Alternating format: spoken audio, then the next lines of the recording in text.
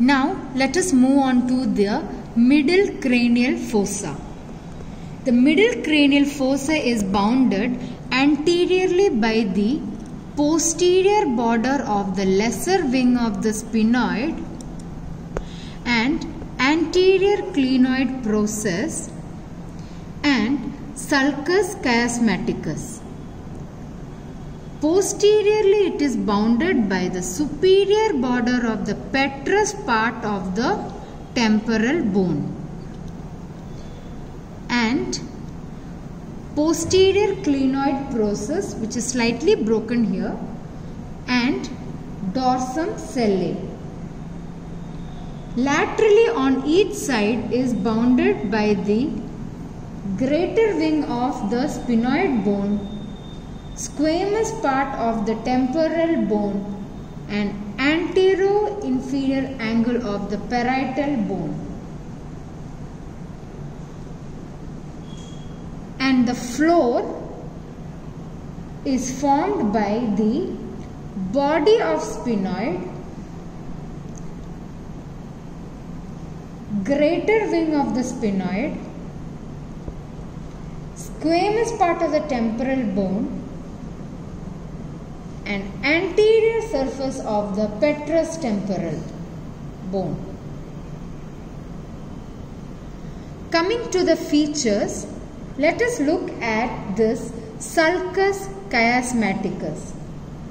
It is a transversely running groove just behind the jugum sphenoidale.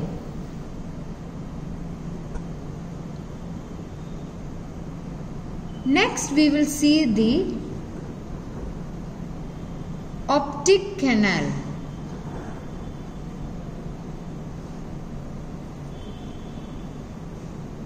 It connects the middle cranial fossa with the orbit. It transmits optic nerve, ophthalmic artery, meninges.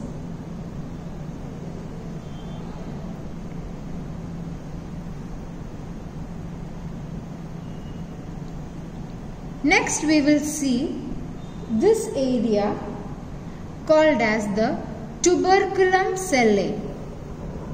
This tuberculum sellae is an elevation just behind the sulcus chiasmaticus. Now we will see the hypophyseal fossa. This is a hollow fossa behind the tuberculum sellae. It is also called as sella turcica because it's shaped like a Turkish saddle. This hypophyseal fossa contains pituitary gland. Also, the sphenoidal air sinus is present below the floor of this fossa. Next, we can see the dorsum sellae. It is the back of the Turkish saddle. It is a square plate of bone just behind the sella turcica. The superior angles of the dorsum sellae project laterally into the posterior clinoid process.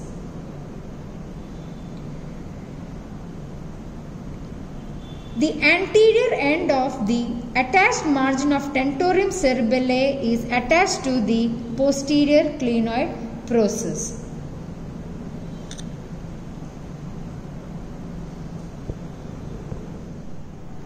Next, we can see carotid sulcus.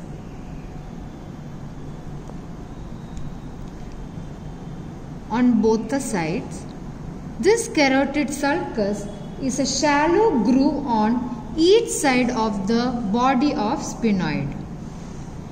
This sulcus lodges cavernous sinus, which encloses the cavernous part of, that is the third part of, internal carotid artery. It extends posteriorly into the foramen lacerum where it is deepened.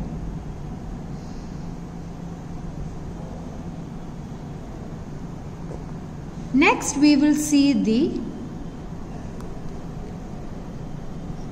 superior orbital fissure.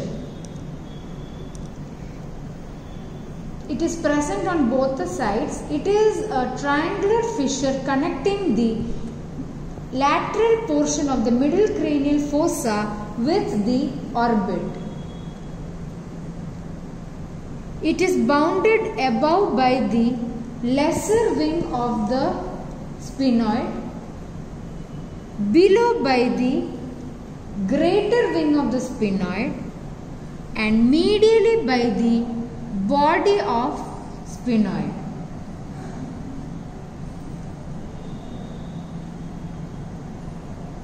A common annular tendon called as tendinous ring of Zinn is attached to a small projection seen on the lower border of the fissure.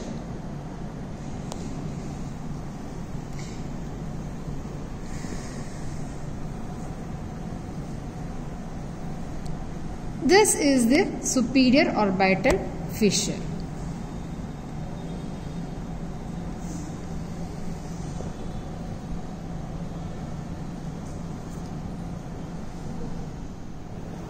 Let us look at the superior orbital fissure in detail. This is the superior orbital fissure. Here is the lesser wing of the sphenoid. This is the greater wing of sphenoid below, and medially by the body of the sphenoid bone. Here you can see the common tendinous ring of Zinn. Now the structures passing through the superior orbital fissure,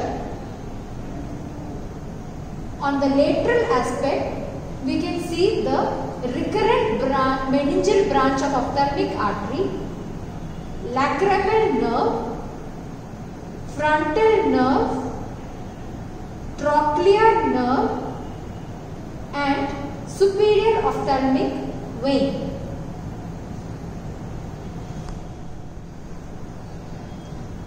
Now we will see the structures passing through the middle part of the superior orbital fissure, that is through the common annular tendon.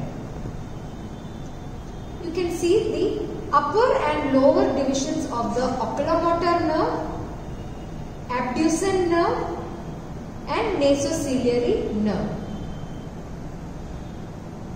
The structure which passed through the medial part of the superior orbital fissure, that is the inferior ophthalmic vein. Now let us look at few important foramens in the middle cranial fossa. This foramen here is called as foramen rotundum. It is present in the greater wing of the sphenoid. It is located just below and behind the superior orbital fissure. So here is the foramen rotundum. It transmits maxillary nerve. Next we will see the foramen ovale. It is located posterolateral to the foramen rotundum. It is oval in shape. It transmits mandibular nerve, accessory meningeal artery, and lesser petrosal nerve. Also emissary vein. Now let us look at the foramen spinosum. It is situated posterolateral to the foramen ovale. It transmits middle meningeal artery, nervus spinosus, and parietal trunk of middle meningeal vein.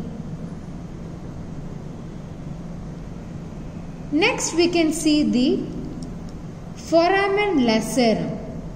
It is a foramen with irregular margin between the sphenoid and apex of petrous temporal.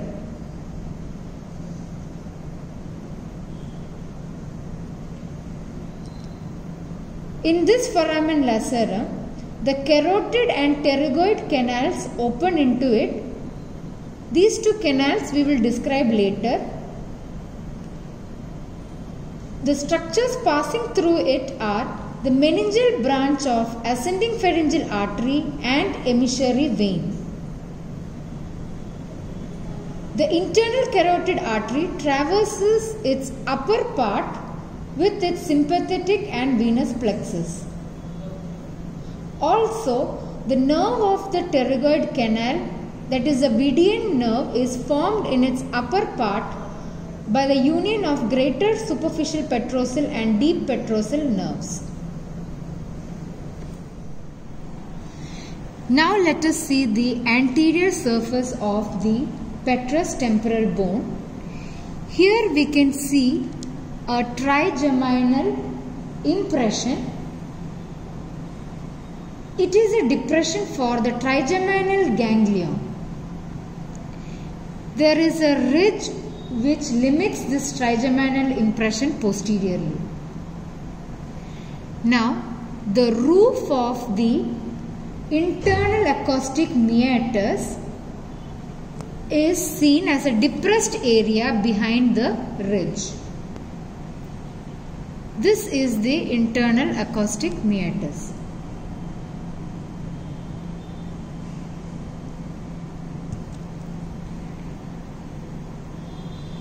Now, we can see a prominent elevation here called as the arcuate eminence.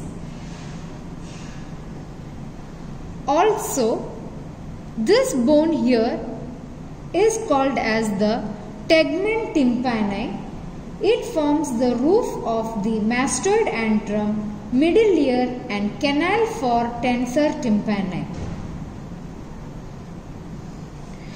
Now let us see the superior border of the petrous temporal bone.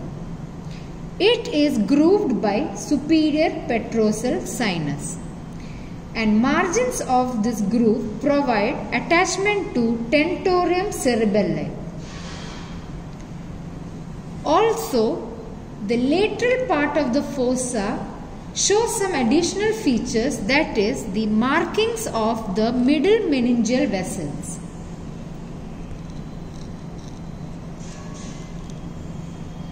And certain depressions which are produced by the gyrae of temporal lobe of cerebral hemisphere.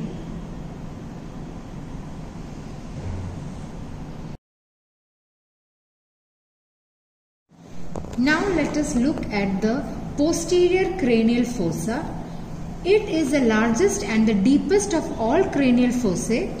It lodges cerebellum, pons and medulla. Let us look at the boundaries of the posterior cranial fossa.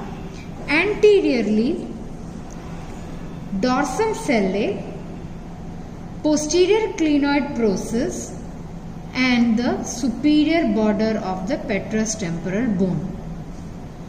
Posteriorly, the squamous part of the occipital bone, and laterally by the mastoid part of the temporal bone on either side. The floor is formed by the posterior surface of the temporal bone,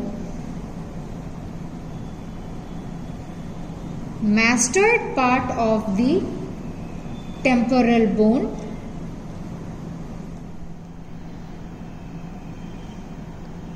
the squamous part of the occipital bone and the posterior inferior angle of the parietal bone. Now let us look at some features and attachments of posterior cranial fossa. This area you see here is the clivus. Clivus is a sloping surface in front of the foramen magnum. It supports pons and medulla. It is related to basilar plexus of veins and basilar artery. its lower part receives attachments of following structures from above downwards, that is membrana tectoria, superior longitudinal band of cruciform ligament and apical ligament of dens. Next we will see the petro-occipital fissure. Petro-occipital fissure. This is the petro-occipital fissure. It is present between the clivus and the petrous temporal bone. It is grooved by the inferior petrosal sinus. Next we will see the foramen magnum. Foramen magnum is the largest foramen. It is located in the floor of posterior cranial fossa.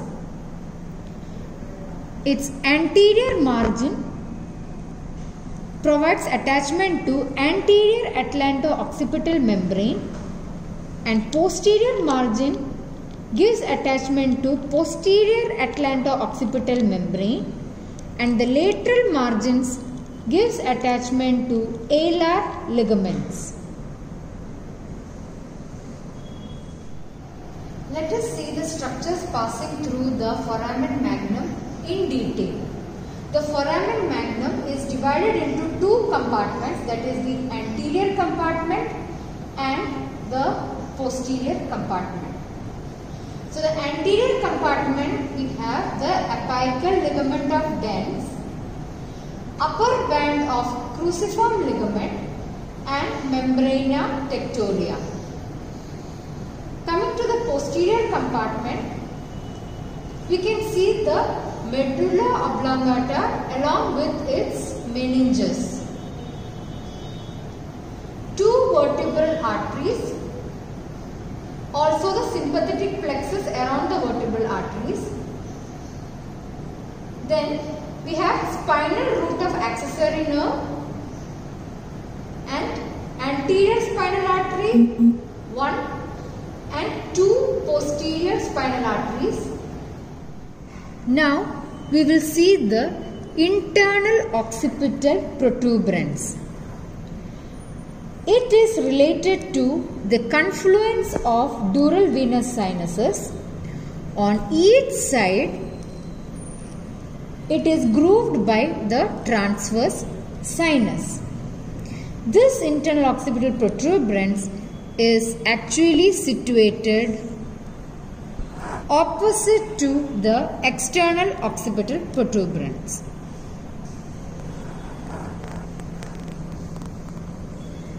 Next we will see the internal occipital crest. It is a midline crest between the internal occipital protuberance and the foramen magnum. Falx cerebelli is attached to it. The cerebellar hemisphere occupies the deep fossa on each side of the internal occipital crest. Now let us look at the transverse sulcus. It runs laterally on each side from the internal occipital protuberance. At the mastoid angle of the parietal bone, it continues as the sigmoid sulcus. This transverse sulcus, it lodges the transverse sinus, and the attached margin of the tentorium cerebelli is attached to its lips. Now let us look at the sigmoid sulcus. It is a downward continuation of the transverse sulcus at the mastoid angle of the parietal bone. It ends at the lateral end of the jugular foramen. it lodges the sigmoid sinus, which enters the jugular foramen to continue with internal jugular vein. Now let us see the jugular foramen. It is located at the posterior end of the petro-occipital fissure. It is divided into anterior, middle and posterior parts. Through the anterior part, it transmits inferior petrosal sinus and meningeal branch of ascending pharyngeal artery. In the middle part, it has 9th, 10th and 11th cranial nerve. In its posterior part, it has internal jugular vein and the jugular bulb.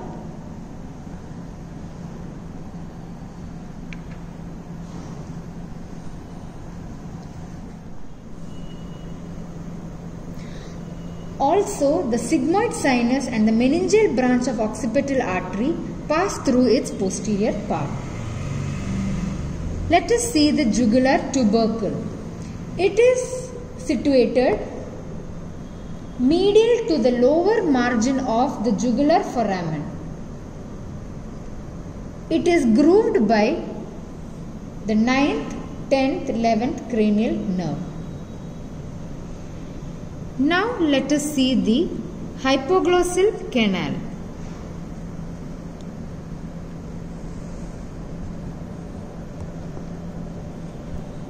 This is the hypoglossal canal. It transmits hypoglossal nerve, meningeal branch of ascending pharyngeal artery and an emissary vein from basilar venous plexus. It is an internal opening located on the medial aspect of occipital condyle.